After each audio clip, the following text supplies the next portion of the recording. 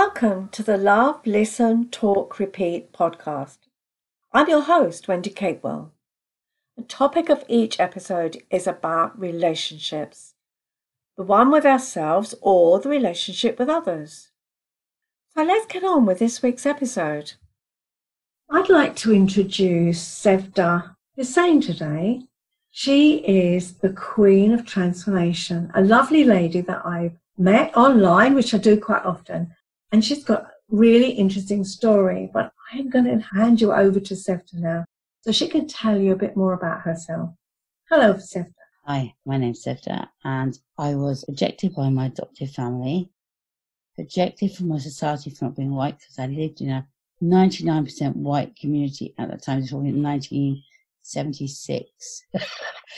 I was rejected from my school. I have dyslexia and dyspraxia, which has caused me a lot of issues. And in those days, 1976, you didn't really get any extra support. It wasn't like now. So it set me up, probably off the failure. And really, because I wasn't accepted, I decided to be the ultimate rebel. And I embraced that by I went into sex work. So yes, that's probably, which also I had multiple other issues, like a mental health condition, addiction. I would say the mental health condition was wrongly diagnosed because I was diagnosed with schizophrenia. I'm unmedicated and have been for 20 years. So obviously there was some wrong thing going on there. Gosh. So you had a really, really difficult start in life, didn't you?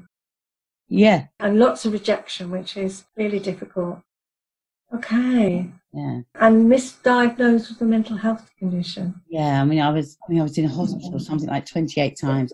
10 times of those I was sectioned, and if you don't know what that is, you can be held without will because you're dangerous to somebody else or yourself. Obviously, mine was to myself, and that was a long way. And really, I have 3 questions in my whole life that I found difficult. It's like, why are you here? What's your purpose? And sometimes I felt like I lost my soul, I was just disconnected. And actually, it's just not until I was 30 I can say I didn't have any idea who I was. And that might sound strange to some people, but some people, grown women, some of us, we just don't know when we look in that mirror who we are, especially when there's trauma in your childhood or even as an adult. A woman can have a very painful experience and then lose who she is. So this is, this happens. I see it a lot. When I see other people, it's such a sad thing. But when it's ourselves, it's very hard to really work out who we are and reconnect. Definitely. As you said, there is the point that, well, you didn't know any different, so therefore how would you know who you were? And it must have felt very, very lonely. But when those things happen at the time, I guess people see that as a norm. That's all I know, so that is my normal life. Even though something's not right in your head, but yeah, it must have been very confusing for you as a child. It was, and I had no support from my family. Like I say, my adoptive family rejected me, so really there was no support there. Yeah, really tough time. These things happen. They happen, but I think it's acknowledging. I think it's important to kind of acknowledge what happened and how it's formed us and the effect it has. I truly believe only then can we make change. Absolutely. That kind of thing. You don't have to go through the trauma again, like talking about it, but it is about, well, that had a huge effect. And yeah. I totally agree. So you were with an adoptive family, and then adoptive family. On my 16th birthday, I'll be honest, I packed my bag and I left. I couldn't wait to be 60. Yeah. That was my plan from 13. My story is a little bit complicated because I was fostered from them from 3. Because my natural father was trying to fight for me, courts or the social services, however you want to put it, allowed this to go on. I wasn't actually adopted to 12. By then, it's too late. It's too late. Yes, because you would have felt pulled and pushed, rejection. And then you're not asked. You're also not asked if this is actually what you want to do. By 12, you should be asked. Absolutely. And I hope it's changed now. I don't really have anything to do with actually knowing that. I must do some research. Somebody else asked me that. I hope it's changed. Then you're not asked, but then I didn't want to be with these people. And if anybody had asked me, I said, no way. I find something really disturbing for me, that money seems to make you a good parent.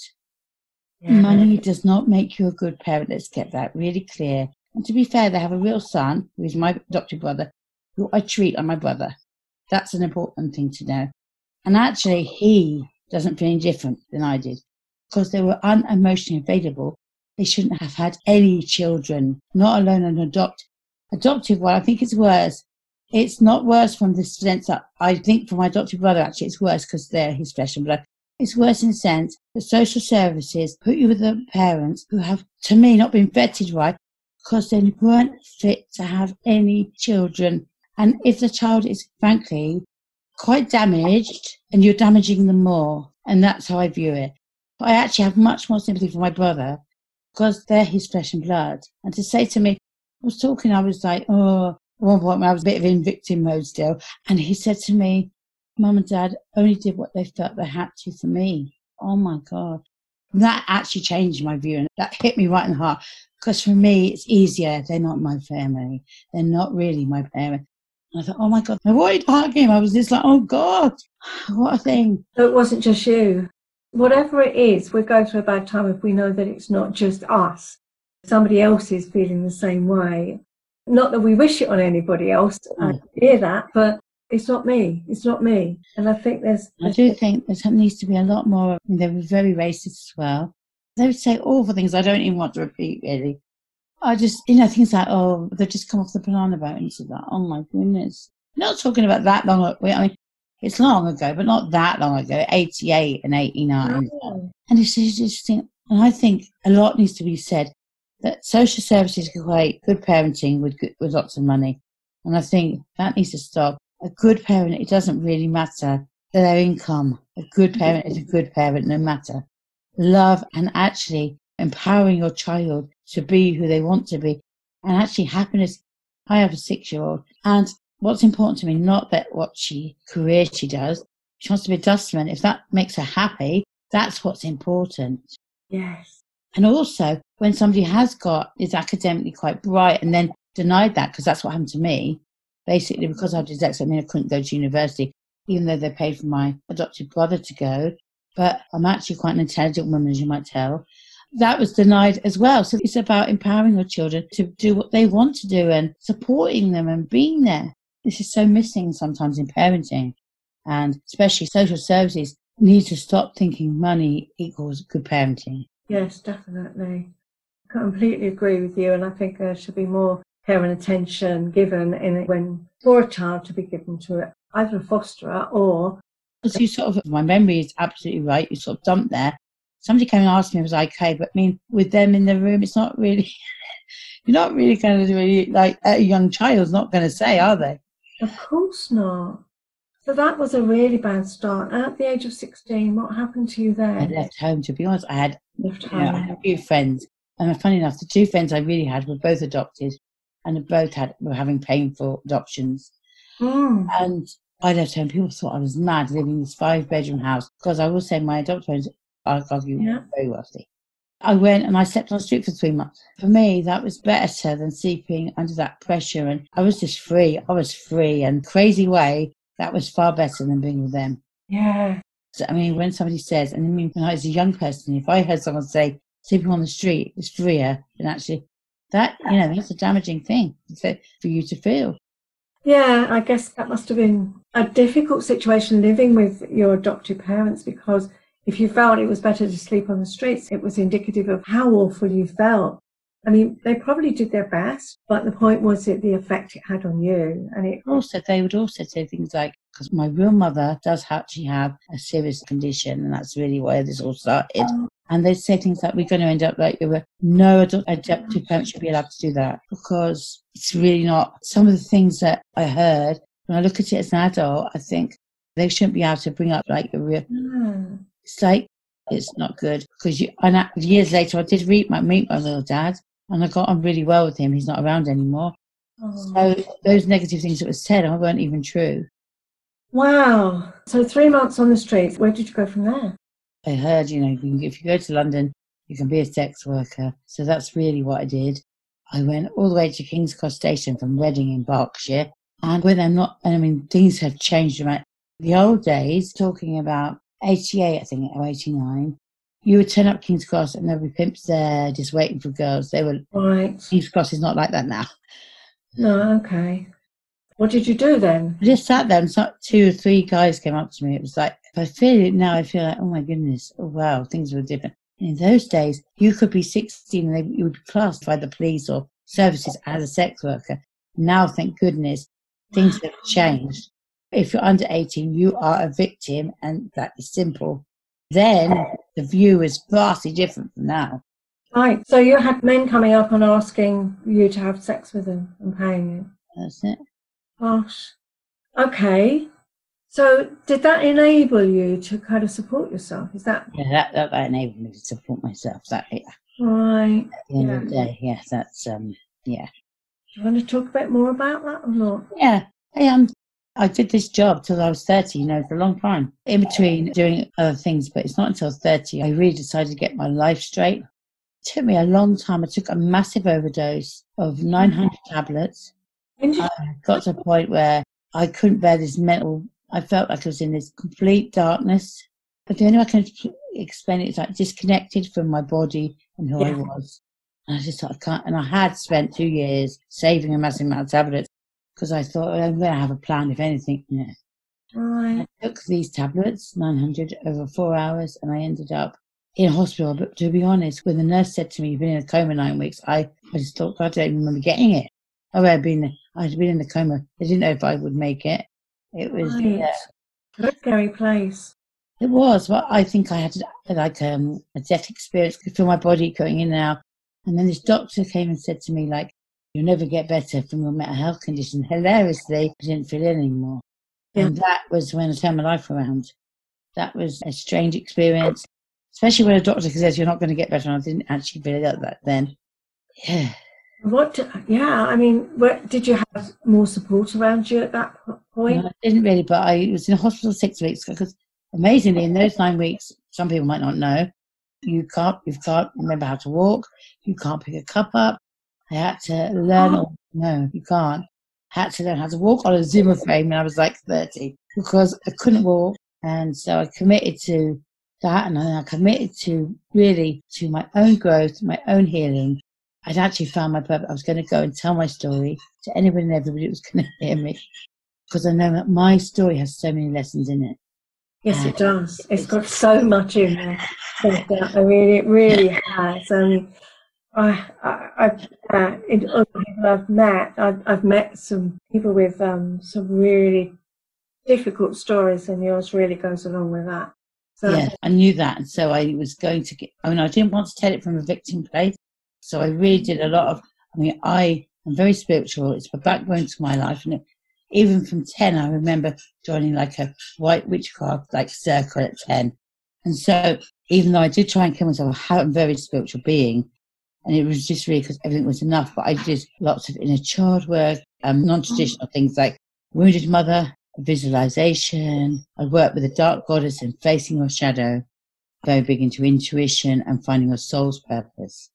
Yeah. And those are the things I use in my own practice now.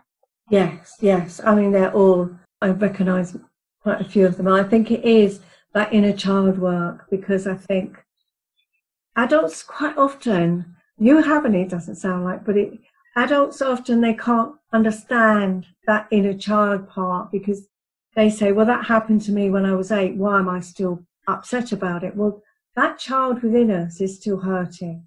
She hasn't healed, has she? And that is the point. Well, hang on a minute. You're thinking in your adult head. Take yourself back to what that little girl felt like. And I think it's very powerful work. And taking that child within our hearts and comforting her because she didn't get that comfort then.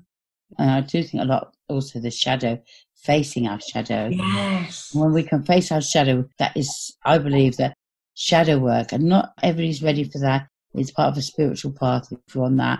If you're ready to face the shadow, the dark goddess, you get so many gifts from that experience. And you also absolutely know who you are inside out. You can accept who you are, and that is where you can start living a life that is unique to you, because we don't need to fit into a box. We don't need to be like our neighbours, our work colleagues. We need to be like us with that self-expression. Lots of people say to me, oh my goodness, you wear such bright makeup, because I often do. So I did train as a makeup artist as well years later. But yeah, because that's my self-expression. and frightened to actually, I love red and black. I love all sorts of bright colours. And people are like, oh, wow. No, because don't be afraid to express yourself. That makes you uniquely you. And let's stop all trying to fit into that box and embrace our self-expression. Embrace everything about us that makes us us. People say, I hear a lot, well, I believe that nobody is the same. Every single person on this planet is uniquely different. And some people say, oh, well, I can't ever coach like you. No, you can't ever coach like me. I can't get work. I can't be a coach because I'm offering the same as so-and-so. Let's use that. The truth is, because you have unique expression, so we can all be offering the same package. We won't all attract the same people because people, you like, jive with us or whatever you want to call it. And so it's you they're paying. They want you particularly to coach them. And that's what people don't get. No, they don't. I think you're right. It's acknowledging our uniqueness, that we can't compare. And I'd like to just go back on the shadow side, because some of the listeners might not understand what we're talking about here.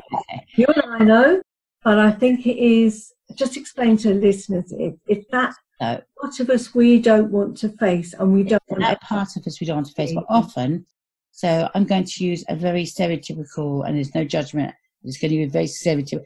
If I was a lesbian, as it's growing up, my parents said, no, you can't be, so I'm going to suppress that, hide that. And unless I face that part of me, I'm always going to have that, really accepting who I am. And when I can face that and say, yeah, I'm a lesbian, proud, that's when the magic happens. Because we then step into our truth and our power.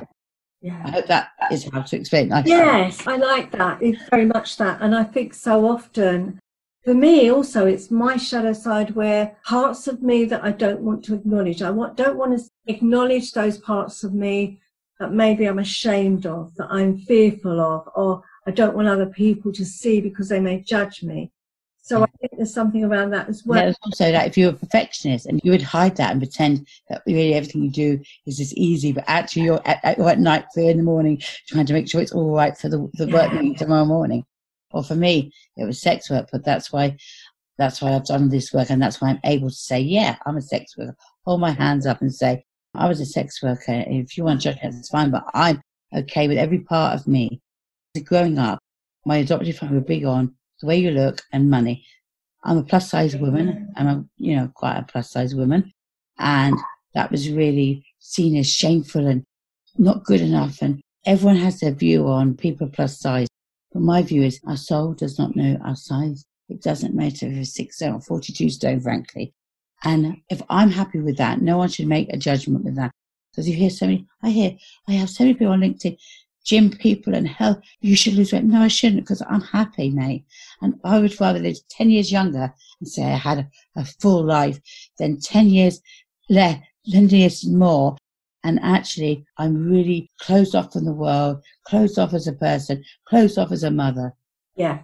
It's the quality of life to me that is so important. And if I die tonight, I could say, for the last 10 years, I've had a quality life. And that, for me, I don't care if I live for 20, if I can say that every night, I'm played full out, that is what's really important to me. That is, and I think it is accepting ourselves, warts and all. Yeah. Defy anybody. So tense and they can't live. And I always say to my clients, when I see clients, I say, do you go out, because I'm a big thing about using a ball come out of your week, do something fun, like embracing that inner child, but the playful bit. Oh no, I don't have time. Make time. Because until you can enjoy your life, you're never going to enjoy your life, if that makes sense. I'm a big one about, I spend 2 or 3 hours a week doing something fun, because that helps me serve my clients. It helps me show up in my life better, helps me show up better. But if we don't do that. No, I agree. I think life is for living, and I think there's nothing worse than going to the end of our life and with regrets. There is nothing worse than that. I totally agree with you. I think there's been some research that I read. Mm-hmm. Well, I know I read it. Of 8, they went round a nursing home of people about 80, and they said, "What's your biggest regret?" And that was actually not doing the things they wanted, and now they felt it was too late. And that's such a big and powerful message, isn't it? Just I think that really hit me there when I heard that. Yeah, definitely. So you've talked so much about your life and so much has happened in your life, and yet you found yourself and you found your true kind of way of living, and you found comfortable with yourself now, which I think is amazing. What is there one tip that you could offer the listeners that they can take away with them?